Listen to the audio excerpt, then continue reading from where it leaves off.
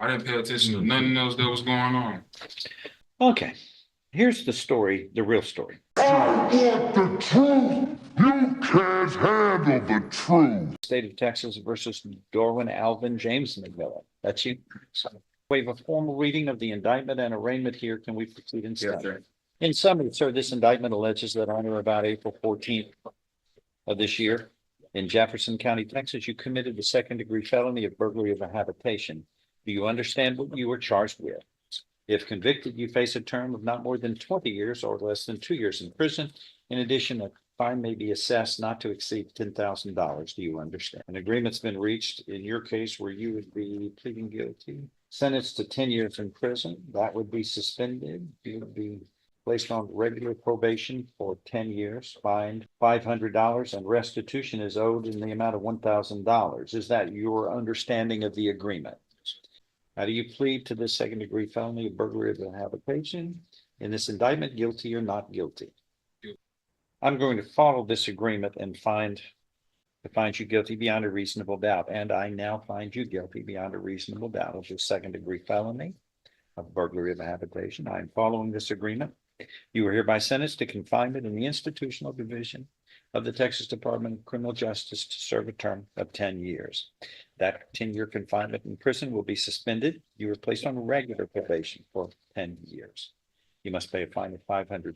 Restitution is owed to the complainant in this case in the amount of $1,000. Okay, this home that was being burglarized, did you know who lived there? Why would y'all choose that place? Honestly, I don't know. Mm-hmm. I knew nothing that was going on, really. My brother asked me to drop him somewhere. I was on the phone. Cops pulled up from behind me, and they asked me, well, they had somebody called talking about somebody got out of the car and went, and my brother didn't let me know nothing he was doing. So Okay. he's been convicted. Did he know the person? No, I don't think he did. No. How was that person chosen at random out of 7 billion people on the planet?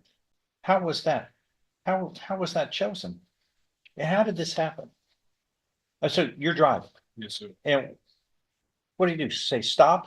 No, my brother, he said he was going to his girlfriend's house, something like that. I had just woken up out my sleep. He told me to bring him somewhere. That's all I knew I was doing, bringing him somewhere. So who was the other guy? Who was your buddy? The one, remember? Yeah, Yes. that's your brother, right? And he's been imprisoned, right? Yes. So your story here, keeping in mind everything you say is taken down by the court reporter, everything we say here. Yes. Failing to be truthful and accurate only gets you in more trouble. Let's say.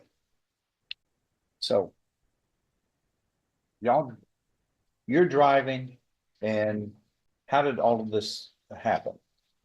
What happened? You're driving, and then what happens? Driving, got to the destination. He told me he was getting out, going to do it. I don't know what he going to do. So I said, all right, that's a bet. I'm on the phone with one of my friends.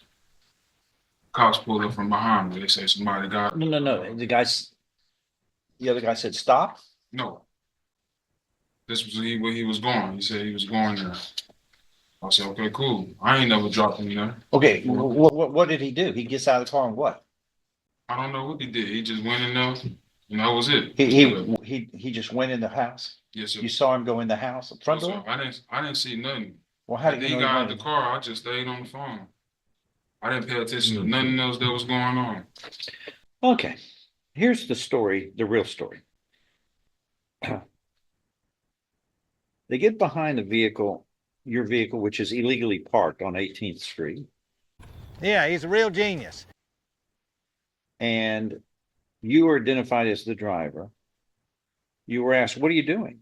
And you said, I'm waiting on a buddy to get here. But that wasn't a buddy, that's your brother. Nobody, I've lived long enough. I don't call my brother. Who is that? Oh, that's my buddy. I'd say that's my brother. You didn't. That's your first problem. Next, you were asked, why are you waiting here? And you told the police, I don't know. You're a real genius. But you're the one operating the vehicle. You are the one who would know. But you don't know. You told them, which is all deceptive. The officer could smell a strong odor of marijuana from the vehicle. A real authentic genius. You were asked to step out.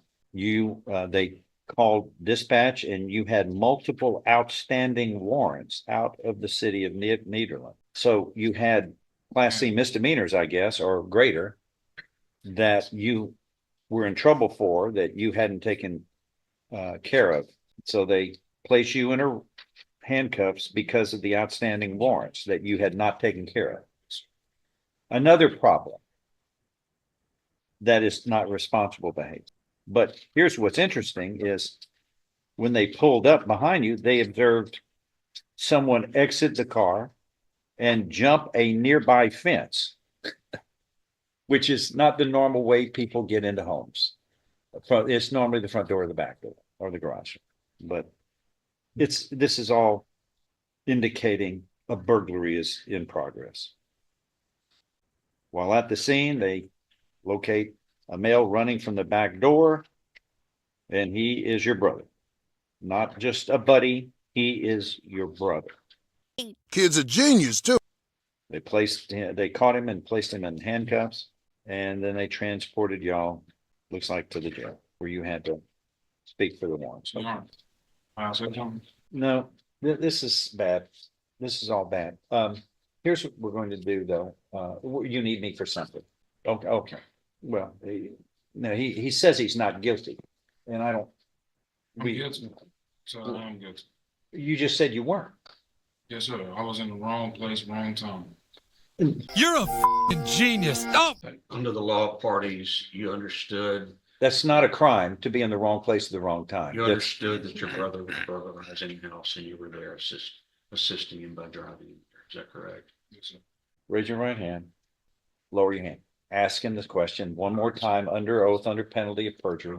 Thank you. Under the law of parties, you knew that your brother was going to be burglarizing the house. You participated in it by driving him there and waiting in the car, knowing that he was going to be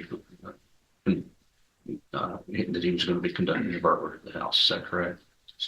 And you're accepting responsibility under the law of parties that you are guilty of this offense as well as your brother. All right, that is not black excellent. And you've discussed all of this with your attorney here? All right, anything else? No, sir. Then I'm going to find you are pleading guilty today, Bob. A second-degree felony of burglary of a habitation. I am following this agreement. You are hereby sentenced to confinement in the institutional division of the Texas Department of Criminal Justice to serve a term of 10 years. That confinement will be suspended. You are placed on regular probation for 10 years. You must pay restitution in the amount of $1,000. Also, a fine of $500 is assessed. There will be other terms and conditions of probation you must follow. If you fail to follow these completely, your probation can be revoked. You can be sentenced up to 10 years in prison. Do you understand? That man was a genius. Welcome to my channel.